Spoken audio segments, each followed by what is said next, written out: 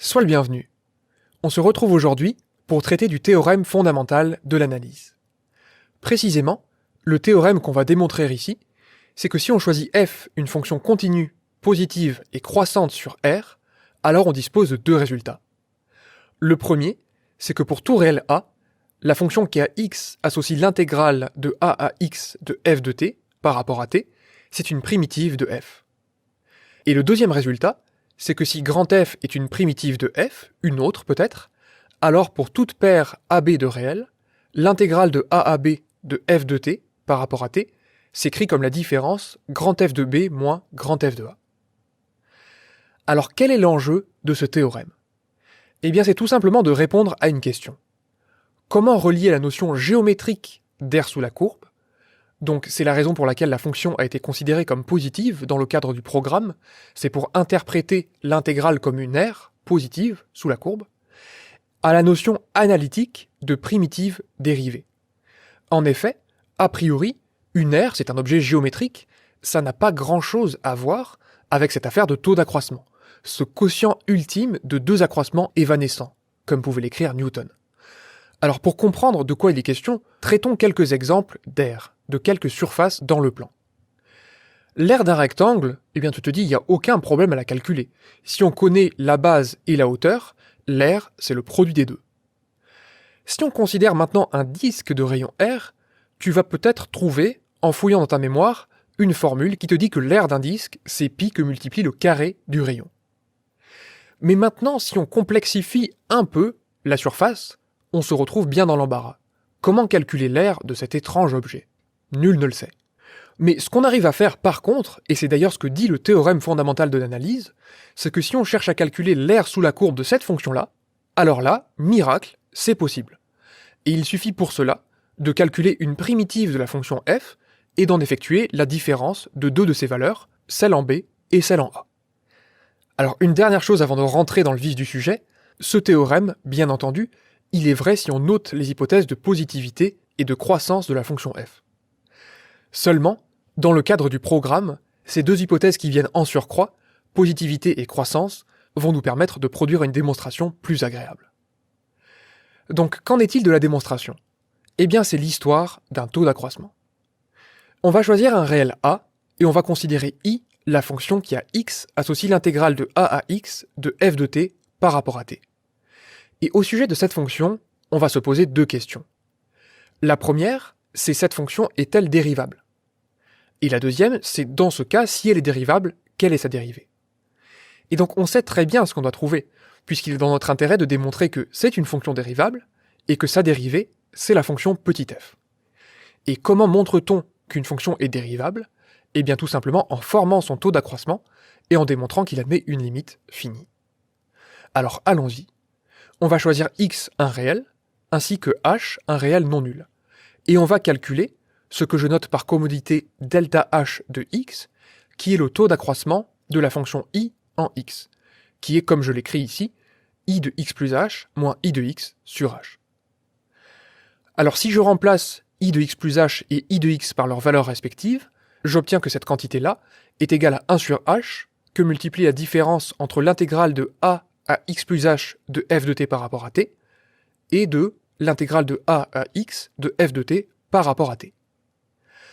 Maintenant, un signe moins devant une intégrale, ça m'invite à échanger les bornes de cette intégrale pour retrouver un signe plus, ce qui va me permettre d'aboutir à cette expression-là.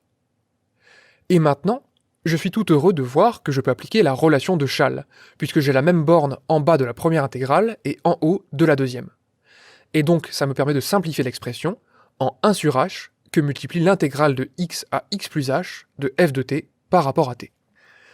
Alors là, il est temps de se poser la question, l'éternelle question, quand on calcule un taux d'accroissement, ce qu'on va retrouver dans d'autres émissions, par exemple quand on calculera la dérivée d'une composée, a-t-on levé la forme indéterminée ? Quand on calcule un taux d'accroissement, on se retrouve toujours face à la forme indéterminée 0 sur 0. Mais malheureusement ici, on en dispose encore.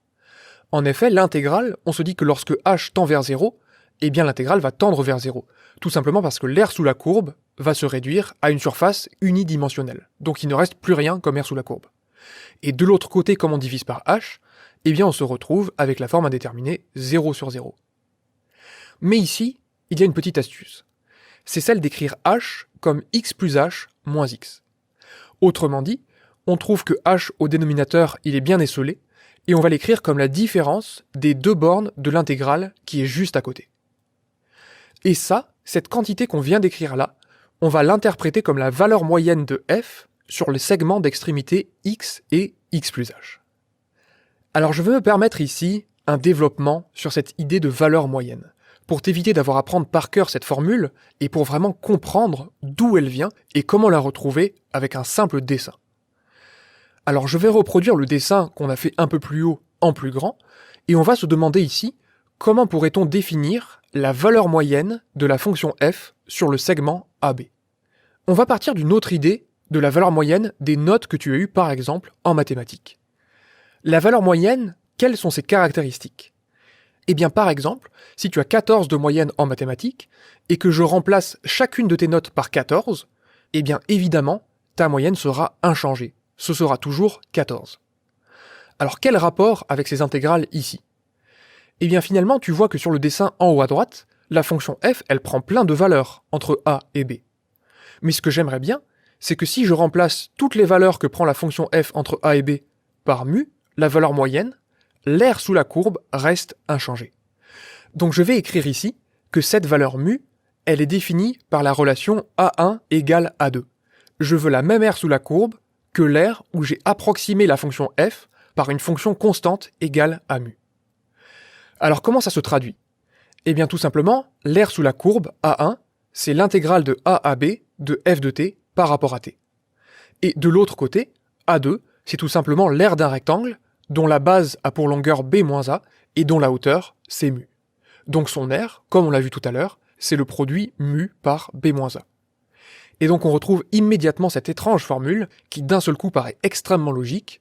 Mu est égal à 1 sur b-a que multiplie l'intégrale de a à b de f de t par rapport à t.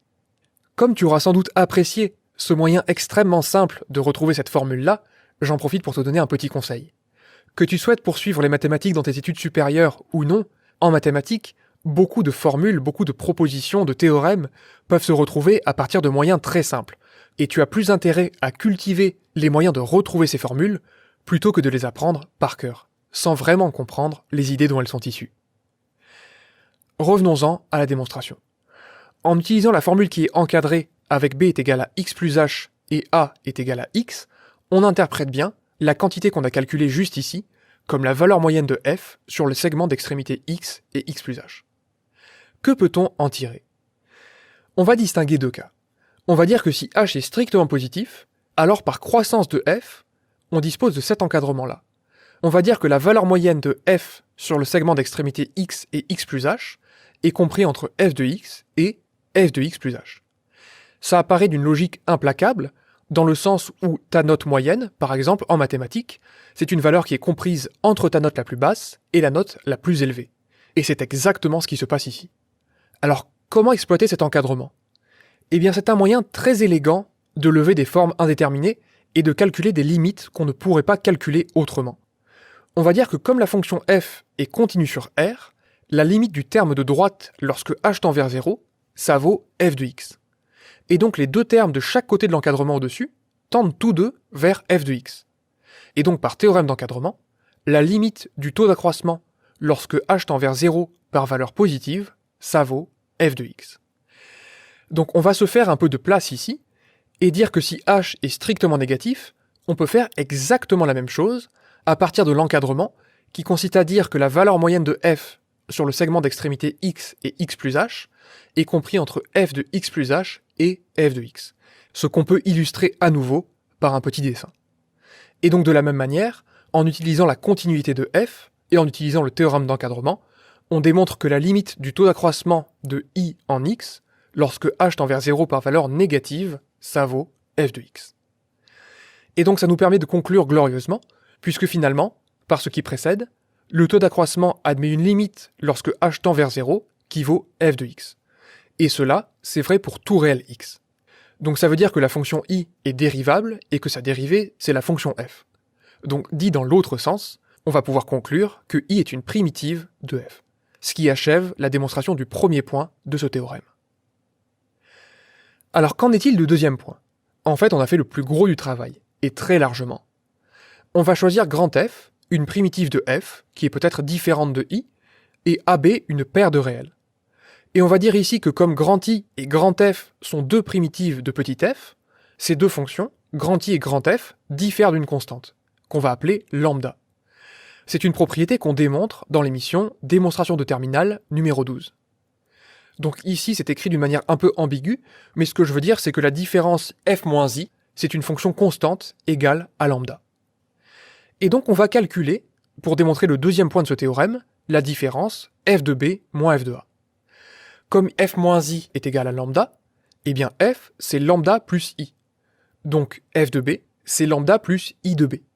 Et si je reviens à la définition même de i, ça donne donc lambda plus intégrale de a à b de f de t par rapport à t. Et de la même manière, je peux exprimer f de a comme lambda plus i de a, ce qui me donne cette expression-là. Et donc j'observe ici que les lambdas se simplifient, et que l'intégrale de a à a de la fonction f par rapport à t vaut 0. Et donc au final, il ne me reste qu'un seul terme, c'est l'intégrale de a à b de f de t par rapport à t. Et donc ça achève la démonstration. On a démontré au final que l'aire sous la courbe pouvait être calculé à partir de la différence de deux valeurs de n'importe quelle primitive de la fonction petit f. J'espère que cette émission t'a plu, je te souhaite une excellente journée, et je te dis à la prochaine.